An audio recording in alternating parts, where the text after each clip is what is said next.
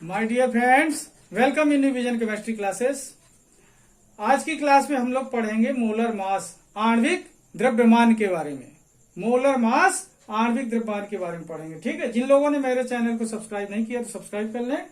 तो आज पढ़ रहे हैं हम लोग मोलर मास क्या है, मोलर मास आणविक द्रव्यमान क्या है। ध्यान दें, जब कोई भी सब्सटेंस हो, चाहे NaCl हो, वाटर हो, ग्लूकोज हो, कोई भी सब्सटेंस हो, तो उसका जो मोलर मास होता है वो कहलाता है 1 मोल सब्सटेंस। कोई भी ध्यान दें, कोई भी सब्सटेंस हो, किसी भी सब्सटेंस का मोलर मास उसके 1 मोल का जो मास होता है, 1 मोल सब्सटेंस का जो मास होगा वो कहलाएगा मोलर मास। मतलब मास of 1 mole of substance, mass of 1 mole of substance is called molar मास, ठीक है। अब कोई सा भी हो, जैसे वाटर का मोलर मास तो क्या होगा, 1 मोल वाटर का जो मास होगा क्या कहलाएगा, मोलर मास। NaCl का मास क्या होगा, NaCl का मास होगा जैसे NaCl, तो NaCl का 1 मोल जितना होगा उसका क्या कहलाएगा, मास, मोलर मास कहलाएगा, ठीक है ना। 1 मोल NaCl का मास क्या कहलाएगा, मोलर मास, ठीक है। तो इसको देखते हैं कैसे डिफाइन करते हैं। ओके, तो देखते हैं अपन लोग, mass of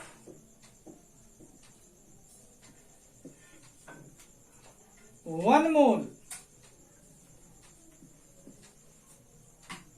mass of 1 mole of any substance, of any substance,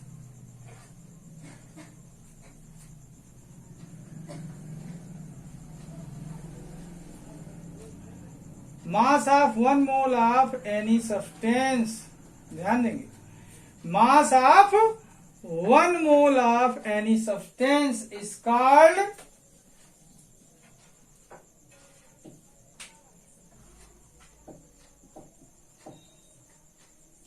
molar mass.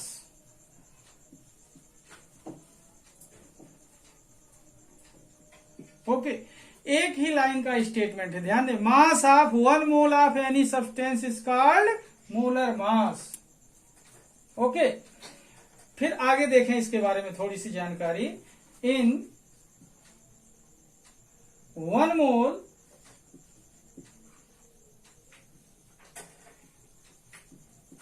in 1 mole 6.022 into 10 to the power 23 into 20 to the power 23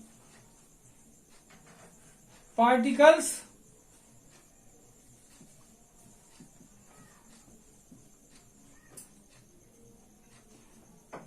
is present।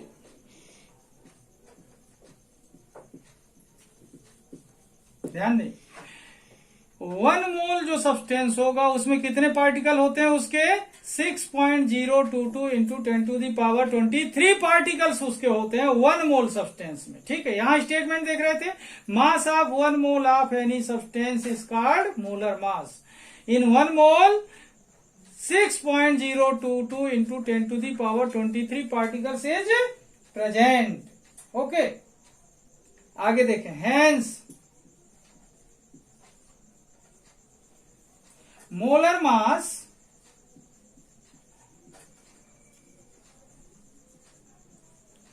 is the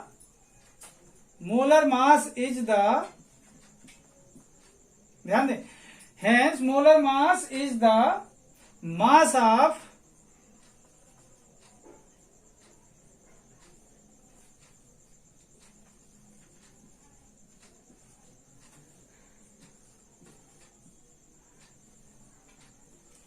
6.022 into 10 to the power 23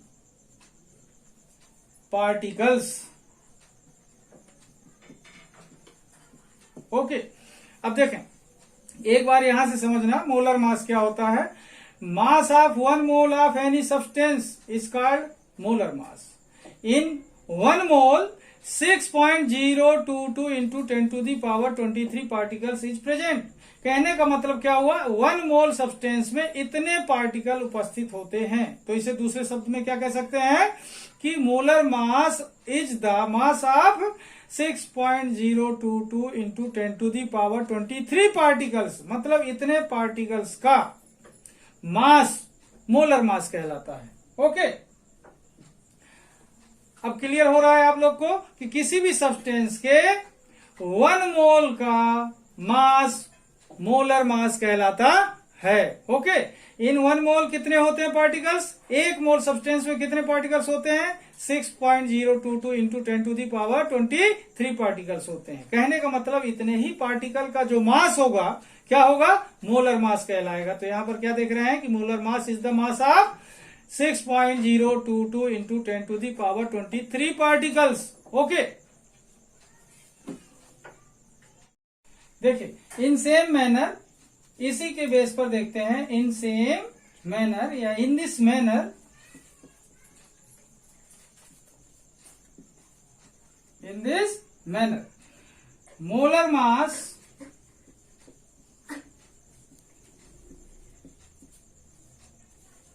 of an atom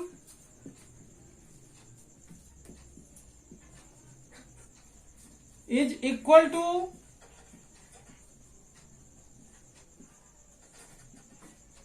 ध्यान दें, molar mass of an atom is equal to its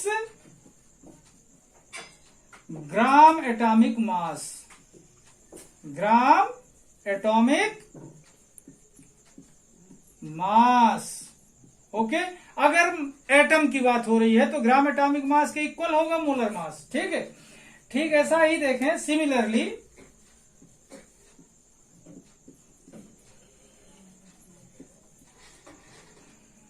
molar mass of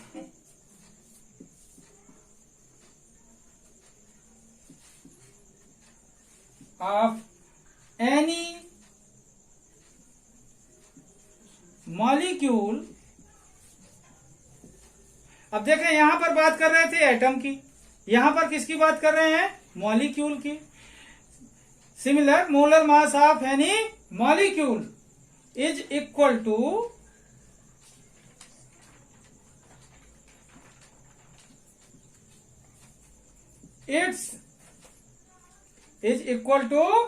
its gram molecular mass. Its gram molecular mass. Okay, clear हो रहा है? देखें अपन ने जो बात किया कि किसी भी सब्सटेंस के 1 मोल का जितना मास होगा मोलर मास होगा, तो उसी बात के आधार पर यहां पर देखें molar mass of an atom is equal to its gram atomic mass. इसके ग्राम एटॉमिक मास के बराबर होगा। किसी भी एटम का मोलर मास क्या होगा? उसके ग्राम एटॉमिक मास के बराबर होगा। वैसा ही किसी भी मॉलिक्यूल का जो मोलर मास होगा उसके ग्राम मॉलिक्यूलर मास के क्या होगा? इक्वल होगा। ओके, अब that is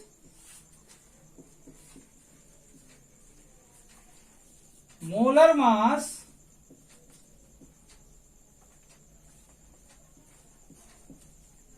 equal to gram atomic mass of element. Okay, क्या हुआ? उसी स्टेटमेंट के बेस पर क्या बन रहा है? यहां पर देखें molar mass is equal to gram atomic mass of element. और देखना, molar mass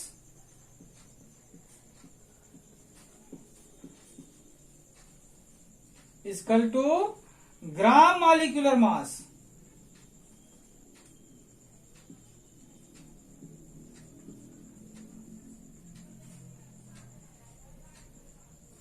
molar mass equal to gram molecular mass of compound.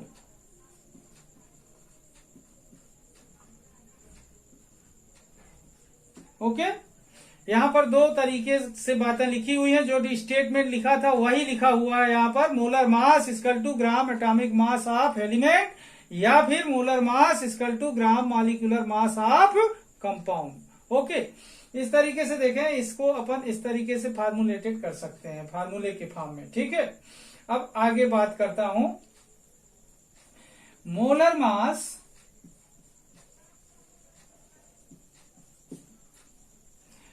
Is represented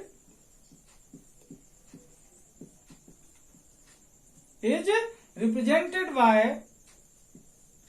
capital M. ध्यान देंगे किससे प्रेजेंट कर रहे हैं हम, कैपिटल एम से।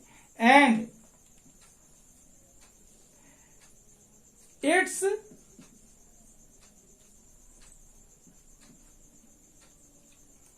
Unit is gram per mole और ग्राम मोल इनवर्स। क्या होगी, ग्राम मोल इनवर्स होगी। ओके, न्यूमेरिकली देखें अपन यहां पर, न्यूमेरिकली आंकिक रूप से अगर देखा जाए तो molar mass expressed in the form of unified mass mu. किसकी हेल्प से हम इसे कर सकते हैं, यूनिफाइड मास म्यू की हेल्प से इसे अपन कैलकुलेट कर सकते हैं, प्रेजेंट कर सकते हैं। Numerically molar mass expressed in the form of unified mass mu. ध्यान दें, एग्जाम्पल देखते हैं तो क्लियर होगा ये। एग्जाम्पल, फर्स्ट एग्जाम्पल देखते हैं, एटॉमिक ऑक्सीजन। एटॉमिक ऑक्सीजन, ठीक है। अब यहां पर देखना, एटॉमिक मास ऑक्सीजन का क्या है, 16 है। तो यहां पर देखेंगे अपन atomic mass of oxygen, atomic mass of oxygen, atomic mass of oxygen equal to 16 mu. कितने म्यू है, 16 म्यू। ओके, अब देखें तो मोलर मास क्या होगा, molar mass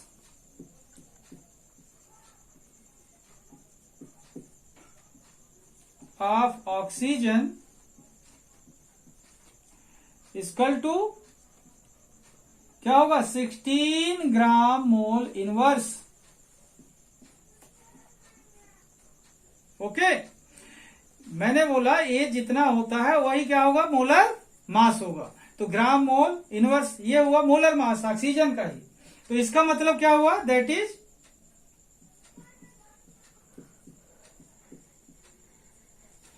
it contains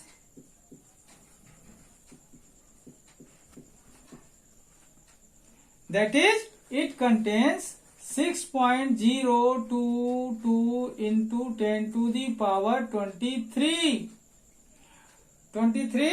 oxygen atom, oxygen atom। Okay, second example देखते हैं, atomic nitrogen. Atomic nitrogen, okay, यहां पर देखें एटॉमिक मास ऑफ नाइट्रोजन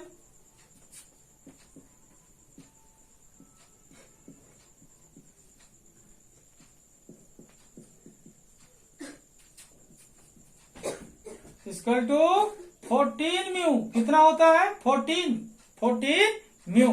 तो मोलर मास क्या होगा, molar mass of nitrogen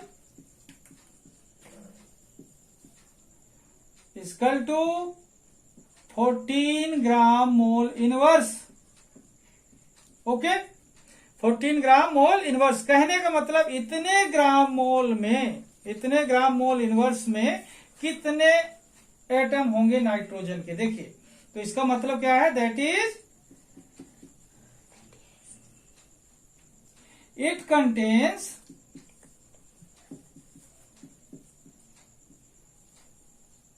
6.022 into 10 to the power 23 nitrogen atom.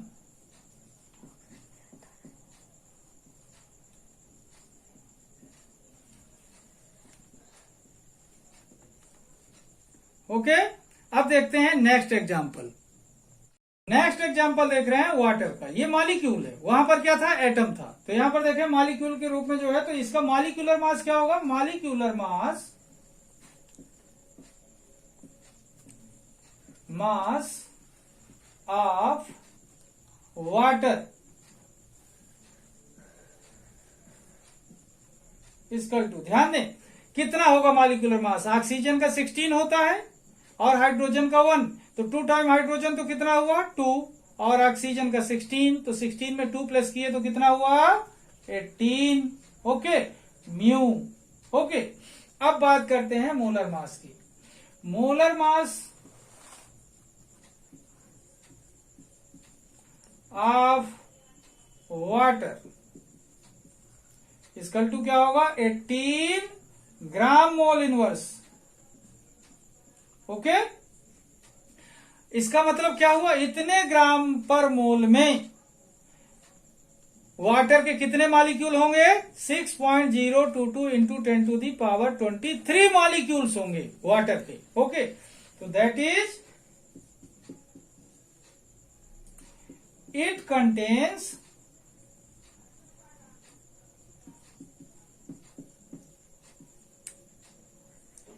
6.022 into 23 10 to the power 23, कितना 6.022 into 10 to the power 23 water molecule.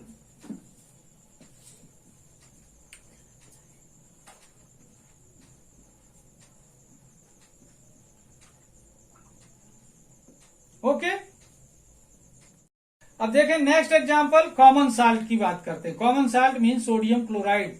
Okay, नमक के बारे में, common salt NaCl sodium chloride.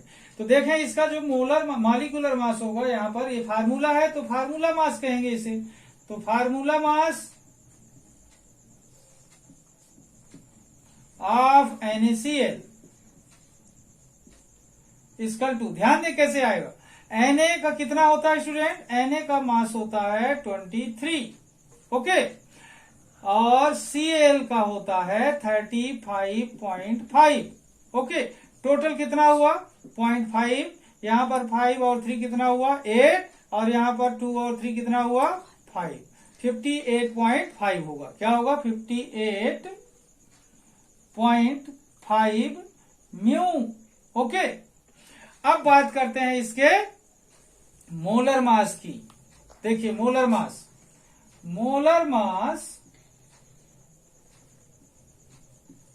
Of NaCl equal to 58.5 gram mole inverse, या gram per मोल। Okay, इतने ग्राम per मोल में कितने होंगे NaCl, 6.022 into 10 to the power 23 होंगे NaCl के मॉलिक्यूल। ओके, यहां पर देखते हैं अपन, that is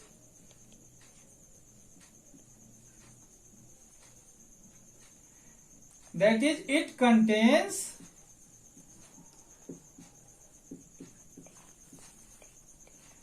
6.022 into 10 to the power 23 units of NaCl। मतलब इतने ग्राम मोल में NaCl की कितनी यूनिट होंगी, इतनी यूनिट होंगी। बात समझ आ रही, सब में यही हो रहा है, जितने ग्राम मोल आ रहा है उसमें इतने यूनिट होंगे उसके। ओके, तो ध्यान देंगे जो मोलर मास होता है, मोलर मास को हम उसके किससे निकाल सकते हैं, फार्मूला मास या एटॉमिक मास या फिर मॉलिक्यूलर मास से एक्सप्रेस कर सकते हैं म्यू से। ठीक है, इस तरीके से देखा हमने मोलर मास। देखा मोलर मास क्या है, मोलर मास को डिफाइन किया। मोलर मास कुल मिलाकर क्या है, 1 मोल सब्सटेंस का जो मास होता है, mass of 1 mole substance is called molar mass. Okay,